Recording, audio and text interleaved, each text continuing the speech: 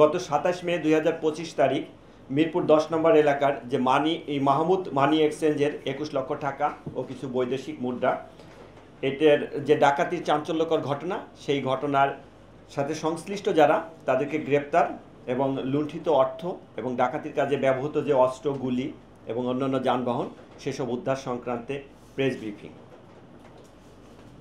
তো আমরা গত ২৭ মে ২০২৫ তারিখ সকাল অনুমান ৯:৩০ ঘটিকার দিকে মাহমুদ মানি এক্সচেঞ্জ নামক একটি প্রতিষ্ঠানের মালিক রাসেল এবং তার ভগ্নিপতি জাহিদুল হক চৌধুরী দুজনে তাদের মিরপুর ১১ নম্বরের বাসভবন থেকে একটি কালো ব্যাগে ব্যবসায়িক ২১ লক্ষ টাকা এবং বেশ কিছু বৈদেশিক মুদ্রা সঙ্গে নিয়ে ব্যবসা প্রতিষ্ঠানের উদ্দেশ্যে পায়ে হেঁটে যাওয়ার পথে এই ঘটনাটি ঘটে।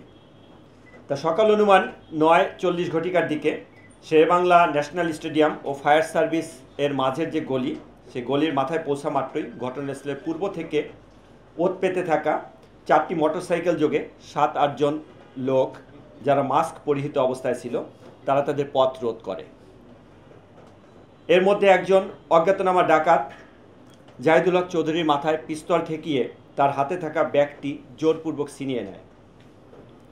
জাহিদুল হক এবং তার শ্যালক মানি এক্সচেঞ্জের মালিক রাসেল তারা ডাকাত দলকে প্রতিরোধ করার চেষ্টা করলে অজ্ঞাতনামা মুখোশধারী একজন ডাকাত পিস্তল দিয়ে ফাঁকা এক রাউন্ড গুলি করে ভীতির সৃষ্টি করে এবং অন্য একজন ডাকাত ধারালো চাপাতি দিয়ে জাহিদুল হক চৌধুরীর কোমরের বাম পাশের নিচের মাংসপেশিতে আঘাত করে। চাপাতির আঘাতে তিনি গুরুতর জখম হয়ে রাস্তায় লুটে পড়ে এবং অজ্ঞাতনামা ডাকাতটা টাকার ব্যাগটি নিয়ে ৪টি মোটরসাইকেল যোগে দ্রুত ঘটনাস্থল থেকে চলে যায়।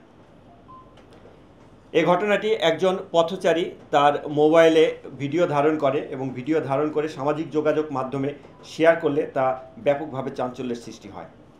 ঘটনার সংবাদ পাওয়া মাত্রই পুলিশ কমিশনার মহোদয়ের নির্দেশনায় ডিবির একাধিক টিম তদন্ত কার্যক্রম শুরু করে। তদন্ত কার্যক্রম করে ঘটনার রহস্য উদ্ঘাটন, জড়িতদের গ্রেপ্তার, ব্যবহৃত অস্ত্র ও গাড়ি উদ্ধারের লক্ষ্যে তারা মাঠে নামে। তথ্য প্রযুক্তি ব্যবহার করে এবং গোয়েন্দা তথ্যের বিশ্লেষণে প্রাপ্ত তথ্যের ভিত্তিতে ডিবি টিম ঘটনায় ব্যবহৃত একটি হাইয়েস্ট মাইক্রোবাস শনাক্ত করে। অভিযান পরিচালনা করে মাইক্রোবাসের চালক জাফর, বয়স ৩৩, তাকে গ্রেপ্তার করতে সক্ষম হয়। প্রাথমিকভাবে জিজ্ঞাসাবাদে জাফর মাইক্রোবাসটি ডাকাতির কাজে ব্যবহার হয়েছে মর্মে আমাদের কাছে স্বীকার করে।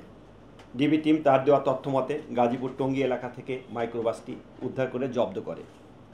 এছাড়া তথ্য প্রযুক্তির চূড়ান্ত বিশ্লেষণে প্রাপ্ত তথ্যের ভিত্তিতে ডিবির একাধিক টিম একই সাথে ঢাকা, বরিশাল, পটুয়াখালী, ময়মনসিংহ ও যশোর জেলার বিভিন্ন স্থানে অভিযান পরিচালনা করে ডাকাতির সাথে সরাসরি জড়িত ডাকাত দলের মূল পরিকল্পনাকারী জলিল মোল্লার সহ অপরাপর ডাকাত সদস্য মোস্তাফিজ, পলাশ, দীপু, সোহাগ সহ মোট ৬ জনকে গ্রেপ্তার করতে সক্ষম হয়।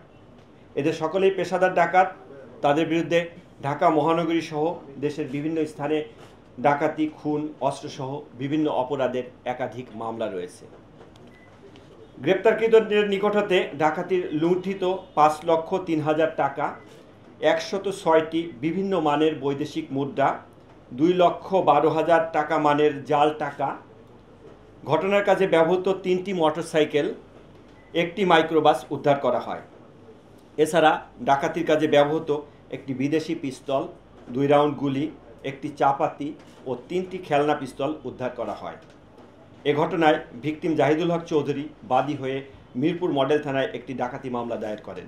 মামলার তদন্ত কার্যক্রম চলমান রয়েছে এবং জড়িত অন্যান্য অপরাধীদের গ্রেপ্তার সহ অবশিষ্ট মালামাল উদ্ধারের অভিযান অব্যাহত রয়েছে। উল্লেখ্য, অট্ট মামলায় গ্রেপ্তারকৃত আসামিগণ ইতোপূর্বে ২৪ জানুয়ারি ২০২৫ তারিখ কামরাঙ্গীচর থানা এলাকায় আগ্নেয়াস্ত্র দ্বারা গুলি করে ৫০ ভরি স্বর্ণ লুট করার কথা প্রাথমিকভাবে আমাদের কাছে স্বীকার করেছে এবং ২০ অক্টোবর ২০২৪ তারিখ ৭ মসজিদ রোড, ধানমন্ডি থানা এলাকায় একই পদ্ধতিতে আগ্নেয়াস্ত্রের দ্বারা গুলি করে ভিকটিমের নিকট হতে ৫২ লক্ষ টাকা ছিনিয়ে নিয়ে যাওয়ার ঘটনায় তাদের সম্পৃক্ততা রয়েছে মর্মে প্রাথমিকভাবে তাদের স্বীকারোক্তিতে জানা যায়। আমাকে ধৈর্য ধরে শোনার জন্য সকলকে ধন্যবাদ।